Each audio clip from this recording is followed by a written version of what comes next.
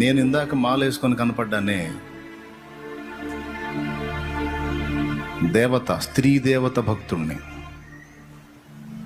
నేను అంతగా ప్రేమించి ఆరాధించిన దేవత, నేను అమ్మవారు అమ్మవారు అని ఆరాధించిన దేవత నా పాపములు ప్రాయశ్చిత్తము కొరకు ఏం చేసింది అన్న స్టోరీ చదివా. ఏమీ లేదు. ఆమె భర్త, ఆయన చేసిన పుణ్యకార్యం ఏంటో అని చూసా. ఏమీ లేదు. త్రిమూర్తులు, నేను ఆరాధించినటువంటి త్రిమూర్తులు ముగ్గురు వారి జీవితాలు చదివా. నా పాపముల ప్రాయశ్చిత్తార్థమై వారు చేసినటువంటి బలియాగం ఏంటి? వేదంలో చెప్పాడు, రక్తం చిందించకుండా పాప క్షమాపణ కలగదని. మరి పాప పరిహారార్థమై ఆనాడు జంతుబలు అర్పించారు.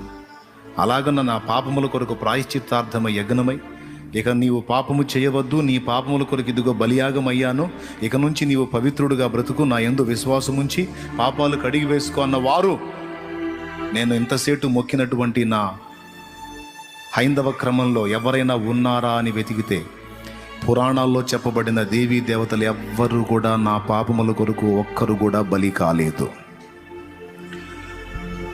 మరి ఎవరు నా పాపముల కొరకు ప్రాయశ్చిత్తముగా బలి అయిందంటే, ఏది తెల్లవాళ్ల దేవుడు అన్నానో, ఏది మాలమాదిగల దేవుడు అన్నానో, ఏది 2 కులాలకు చెందిన దేవుడు అన్నానో, ఏది మ్లేచ్చుల ధర్మం మ్లేచ్చుల దేవుడు అన్నానో, ఆయనే నా పాపముల కొరకు బలి అయి తిరిగి లేచిన ఒకే ఒక్క దేవుడు, నిజదేవుడు, ఏకైక దేవుడు, బాధ్యత కలిగిన వాడు, పతిత మానవుని పాప భారాన్ని మోసి ఏ పాపము లేని పరిశుద్ధుడు అందరి పాపముల కొరకు బలి అయి 3వ నాడు పునరుద్ధానుడై తిరిగి లేచి